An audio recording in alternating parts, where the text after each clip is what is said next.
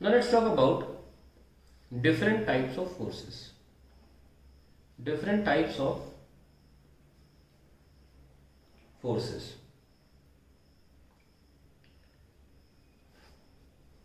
In nature, scientists have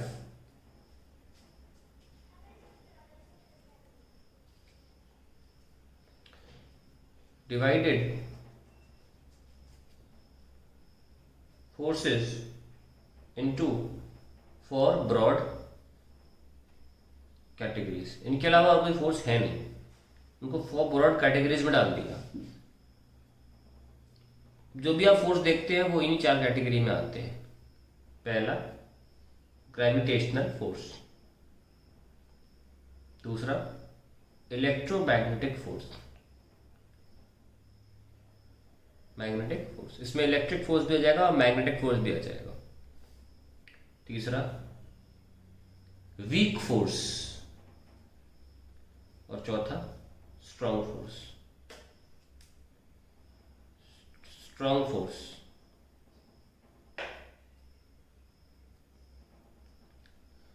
अभी आपको थोड़ी बहुत जानकारी ग्रेविटेशनल फोर्स की तो है. इलेक्ट्रोमैग्नेटिक फोर्स से आपको बिल्कुल जानकारी नहीं है. बेसिक बता देता हूँ. 2 चार्जेस के बीच में फोर्स इलेक्ट्रोस्टैटिक फोर्स होता है, इलेक्ट्रिक फोर्स भी बोल सकते हैं. और 2 मैग्नेट के बीच में it's a magnetic force. Weak force और स्ट्रॉन्ग फोर्स के बारे में आपको बिल्कुल जानकारी नहीं है. तो सबसे पहले हम इसको खोलेंगे और आपको बताना चाहेंगे कि इनमें रिलेटिवली कौन ज़्यादा बड़ा है. असेंडिंग डिसेंडिंग ऑर्डर में, किसी भी ऑर्डर में लगाने की कोशिश करेंगे आपके सामने. Then you realise it exactly क्या चीज़ें हैं ये. देखिए,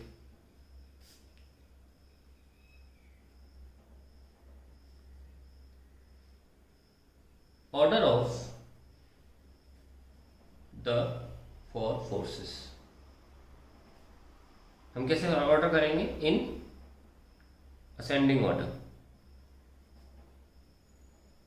और हमारा रेफरेंस जो होगा वो ग्रेविटेशनल फोर्स होगा, क्योंकि ये वीकेस्ट होता है, सबसे कमजोर.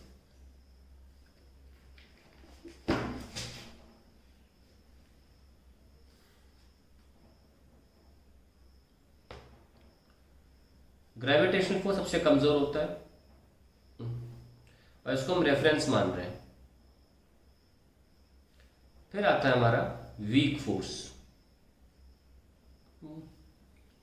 वीक फोर्स होने के बावजूद भी ये ग्रेविटेशनल फोर्स से की पावर 25 टाइम्स स्ट्रॉन्गर होता है. Gravitational force. फिर आता है हमारा इलेक्ट्रोमैग्नेटिक फोर्स.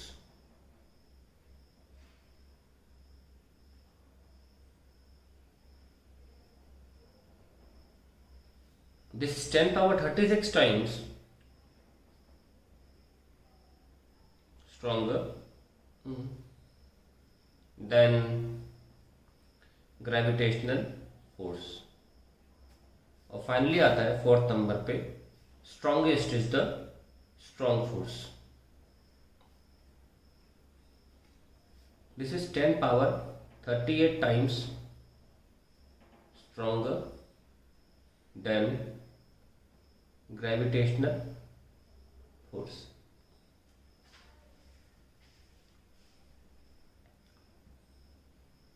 ना हम आपको ये समझाएं, इसकी बात तो हम नहीं करना चाह रहे अभी. इसके लिए आपको 12वीं क्लास में ही जाना पड़ेगा, क्योंकि हम ये थोड़ा समझा सकते हैं. ये हमारा एटम है, इलेक्ट्रॉन्स होते हैं. ये मान लीजिए के शेल हो गया, फिर एल शेल, ये एम शेल है ना, ऐसे. लेकिन बीच में एक न्यूक्लियस भी होता है, और इस न्यूक्लियस में होते हैं प्रोटॉन्स एंड न्यूट्रॉन्स. हम सबको पता है कि जो न्यूट्रॉन्स होते हैं वो अनचार्ज होते हैं, है ना. कोई चार्ज नहीं होता उन पर. चार्जलेस को अनचार्ज नहीं बोलना चाहूँगा, बेटर है ये बोलूँ चार्जलेस. ठीक है. और वहीं जो प्रोटॉन्स हैं वो पॉजिटिवली चार्ज्ड है. तो अब आप अंदर की चीज़ देखिए. ये मान लो न्यूक्लियस है, ये कुछ प्रोटॉन है, और मैं डार्क करता हूँ, ये न्यूट्रॉन्स है. तो obviously proton proton same charge के पार्टिकल है, तो आपस में क्या करेंगे, रिपेल। और न्यूक्लियस पे तो न्यूट्रॉन्स पे तो चार्ज ही नहीं होता, न्यूट्रॉन्स पे चार्ज होता ही नहीं है। तो अगर हम न्यूक्लियस की बात करें तो अंदर तो केवल प्रोटॉन्स ही हुए ना, तो अंदर तो केवल रिपल्सिव फोर्स होना चाहिए था। Due to protons there is only, there should be लिखना चाहिए, there should be only repulsive force, only repulsive force between particles. और उसमें भी कौन है वो पार्टिकल्स, केवल प्रोटॉन्स, क्योंकि न्यूट्रॉन्स रिपेल करेंगे नहीं, इन पर चार्ज ही नहीं है। अगर ऐसी कहानी है तो फिर ये न्यूक्लियस बन कैसे गया, ऐसे तो फट जाना चाहिए था, रप्चर हो जाना चाहिए था, क्योंकि अंदर तो केवल रिपल करने वाले पार्टिकल्स हैं। फिर भी न्यूक्लियस की स्टेबिलिटी इस ब्रह्मांड की स्टेबिलिटी बताती है। अगर ऐसा नहीं होता तो ब्रह्मांड पॉसिबल ही नहीं था, हम और आप एग्जिस्ट ही नहीं करते।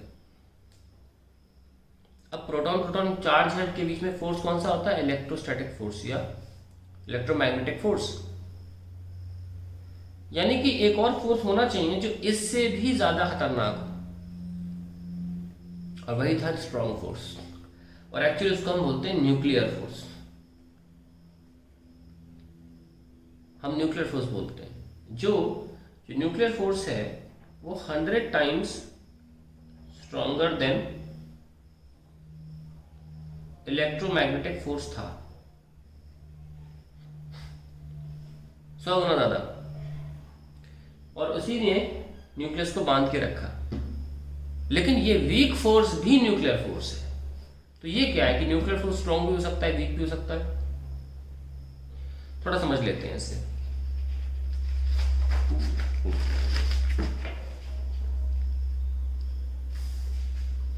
देखिए जो न्यूक्लियस होता है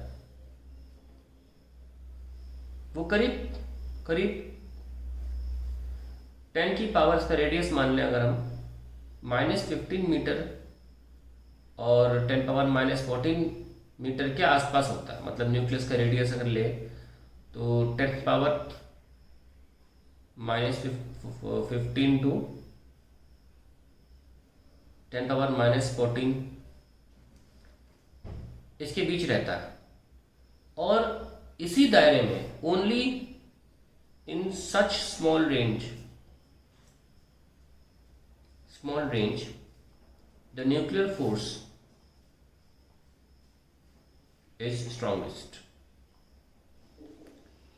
बिफोर दिस, इसके भीतर इस फोर्स का कोई वजूद नहीं है। मतलब if distance is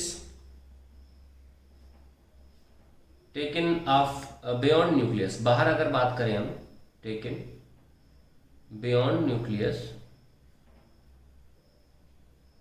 then it is negligible. और वहां पे इलेक्ट्रोमैग्नेटिक फोर्स जो होता है डोमिनेट करने लगता है, डोमिनेट्स। कहने का मतलब यह है कि न्यूक्लियर फोर्स के ही दो रूप कैसे आए। ऐसे आए कि न्यूक्लियर फोर्स ये वाला इनसाइड न्यूक्लियस था तो बहुत स्ट्रांग हो गया, और दूसरा वाला जो था वो 10 पावर -12 मीटर के दायरे में था, तो काफी दूर हो गया ना। तो यहां तक 10 पावर -15 होगा, और थोड़ा दूर जाएंगे तब 10 पावर -12 मिलेगा। वहां पर न्यूक्लियर फोर्स वीक हो जाता है। और आप देख सकते हैं कितना ज़्यादा वीक हो जाता है कि ये 10 पावर 25 टाइम्स था ग्रेविटेशन का। अगर हम ग्रेविटेशन फोर्स को Fg ले लें इनटू, और वो वाला इलेक्ट्रोमैग्नेटिक फोर्स 36 था ऑफ ग्रेविटेशन फोर्स। तो एक तरह से कह सकते, सॉरी हाँ, कौन सा था ये इलेक्ट्रोमैग्नेटिक फोर्स जो था, फोर्स वो 10 पावर 36 टाइम्स था ग्रेविटेशन का, और वीक फोर्स 10 पावर 25 टाइम्स था। तो जैसे न्यूक्लियस के आप बाहर निकलते हैं 10 power 11 times more the electromagnetic force is. Nucleus के अंदर ही ये फोर्स बहुत घातक है जो न्यूक्लियस को बना के रखता है। तो फोर्स की हमें लगता है आपको बेसिक जानकारी हो गई है। ठीक है, तो हम अब अपने नॉर्मल फोर्स पर आ जाते हैं, जिसके अभी चैप्टर में बात करेंगे।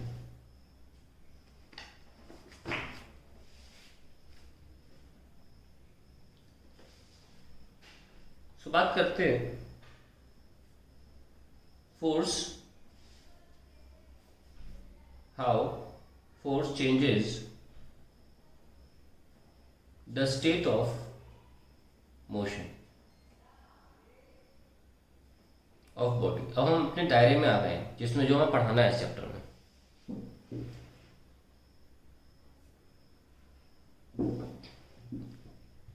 Now which also means how force changes velocity. Now ये कोई बॉडी है suppose, and it is moving at a speed v, या रेस्ट पे मान लो, तब वेलोसिटी जीरो बोली जा सकती है। तो ये फोर्स जो है ये हमने अप्लाई किया वेलोसिटी के डायरेक्शन में। ठीक है, तो क्या होगा, suppose body is moving at velocity v and force is applied parallel to velocity, what will happen. अगर पैरेलल लगाएंगे, आप बताइए क्या बॉडी ऐसे जा सकती है, या बॉडी ऐसे जा सकती है, या बॉडी ऐसे ऐसे जा सकती है? नहीं। क्या सीखा, बॉडी की स्पीड बढ़ेगी, लेकिन बॉडी की स्पीड बढ़ जाएगी when a force is applied parallel to velocity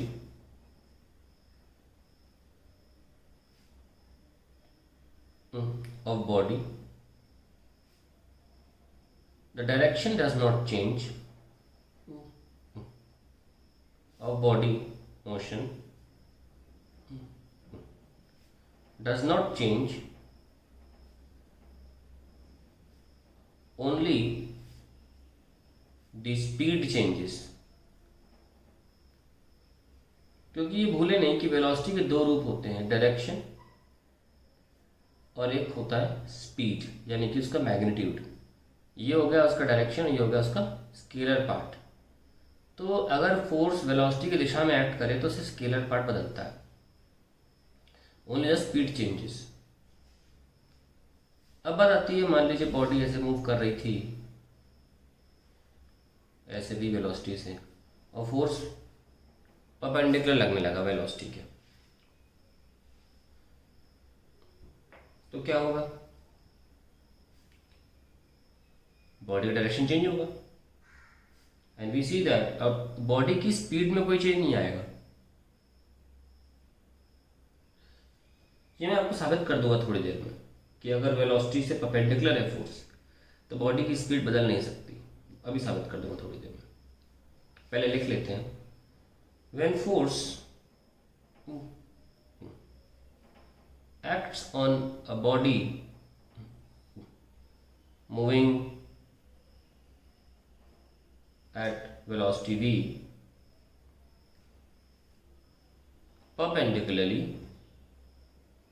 perpendicularly, then it does not change its speed, only the direction is changed। अब हम इसको साबित कर देते हैं, देखिए कैसे।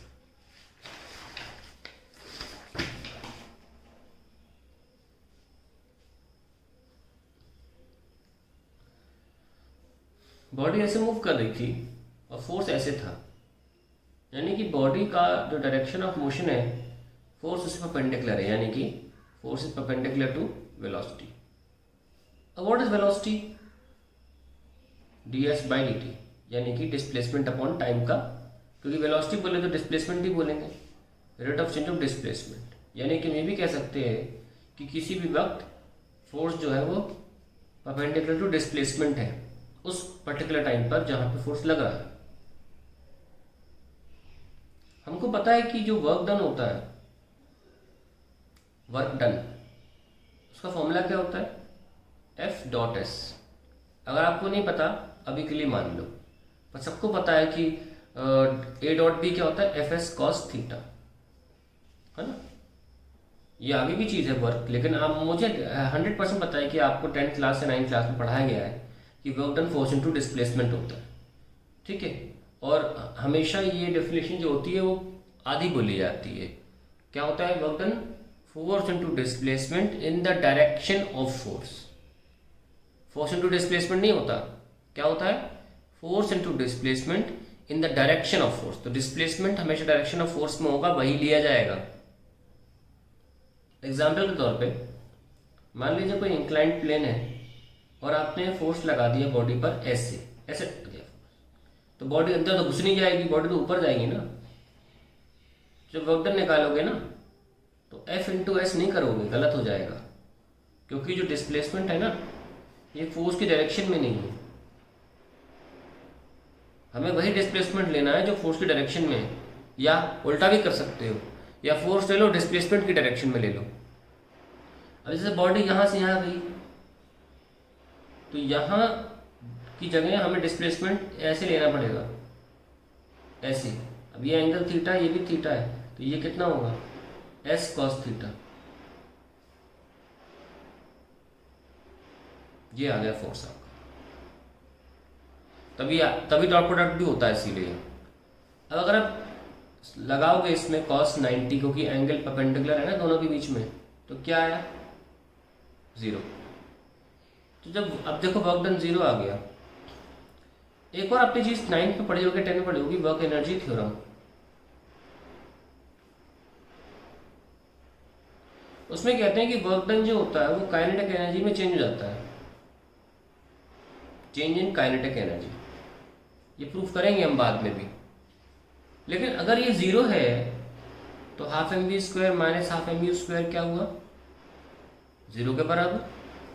और ये हाफ एम चले जाएंगे और v square equal to u square, यानी कि वी इक्वल टू यू। तो देखो वेलोसिटी में चेंज नहीं होता है। तो अगर जब भी आपका फोर्स वेलोसिटी के परपेंडिकुलर होगा, वर्क डन 0 होगा और काइनेटिक एनर्जी में कोई चेंजेस नहीं आएंगे।